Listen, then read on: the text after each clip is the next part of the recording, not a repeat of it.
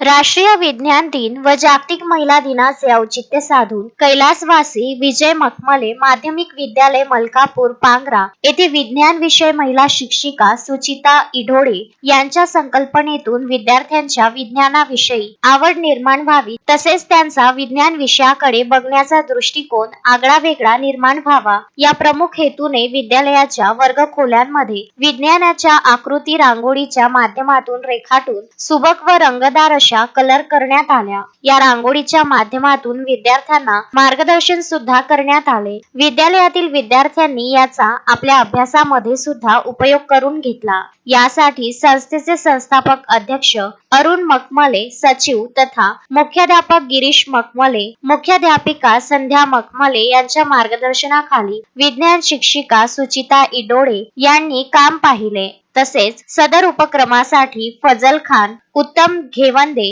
किरण कायंदे, विज्ञान सहाय्यक महेश मखमले यांनी सुद्धा सहकार्य केले। मोहम्मद फारूक, विदर्भ न्यूज, खामगाव।